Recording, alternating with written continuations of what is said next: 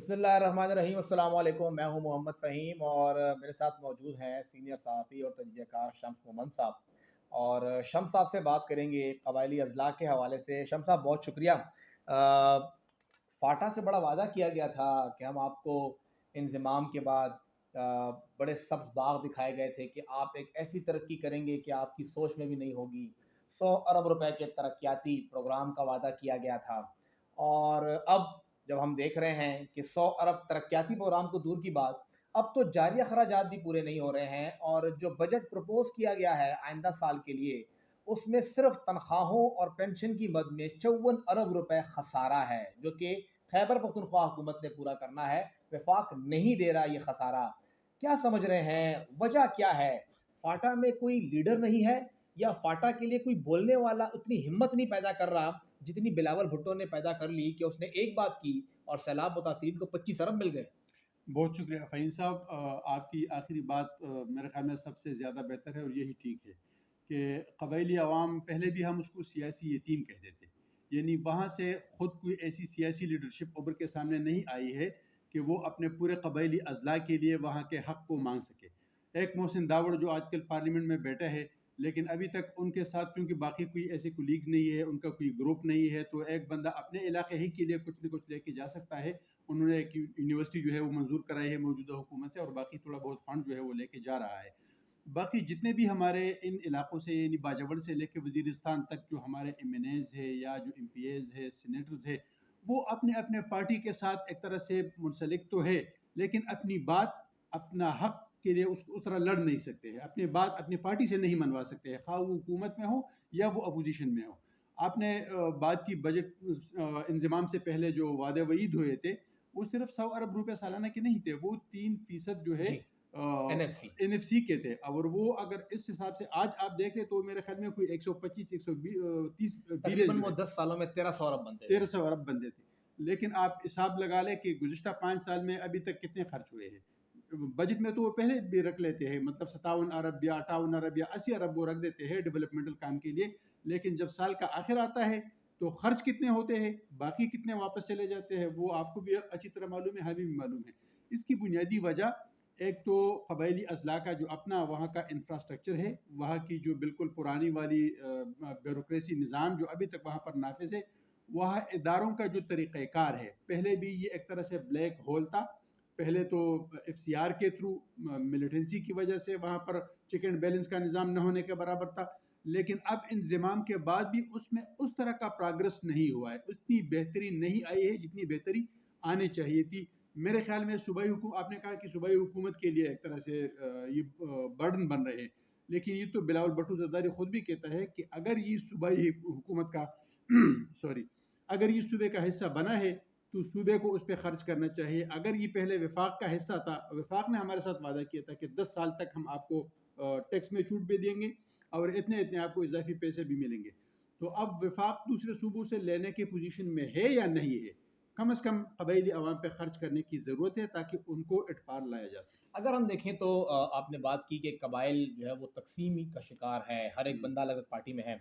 शाहजी गुल साहब जाते हैं, उधर मुलाकात होती है, पूरी की पूरी पार्टी का इंतजाम कर जाते हैं।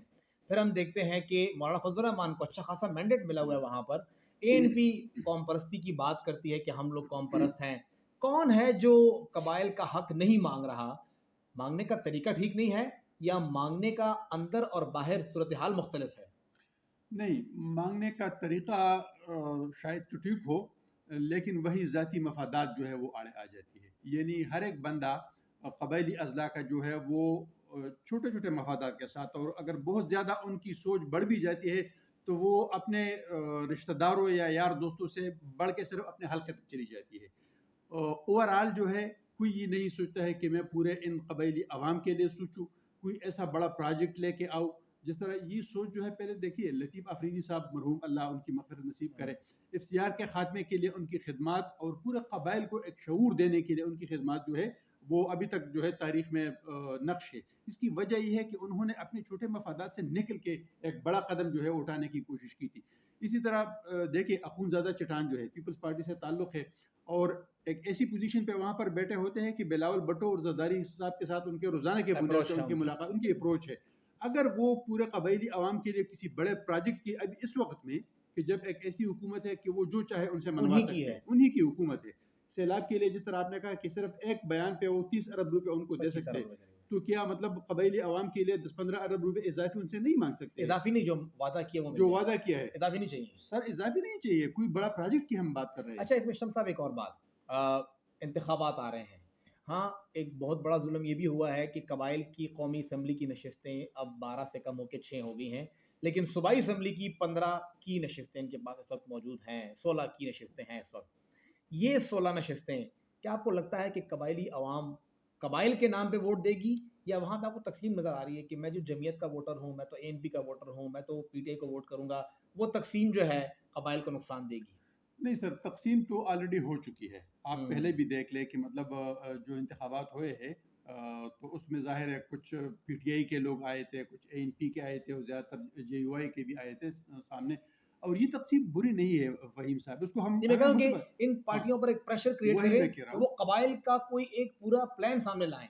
سر اصل میں اگر آپ کسی بھی پارٹی سے منتخب ہو کے جب آپ صوبائی اسمبلی میں آتے ہیں، پھر یہاں آپ کو ایک پریشر گروپ بنانے کی ضرورت ہے یس، کہ ہم کم از کم ان ہی معاملات پہ، یعنی جو قبائلی عوام کے ترقی سے متعلق معاملات ہیں، جو وہاں کے معیشت کے معاملات ہیں، جو وہاں کے معدنیات کے معاملات ہیں، وہاں پر پالیسی جو بن رہی ہے، وہاں پر جو ایڈمنسٹریٹو پرابلمز ہے، 4-5 پوائنٹ ایجنڈے پہ ان کو متحد ہونے کی ضرورت ہے کہ ہم خواہ کسی بھی پارٹی سے ہو، ان معاملات پہ ہمارا موقف ایک ہوگا اور ہم حکومت کو مجبور کریں گے۔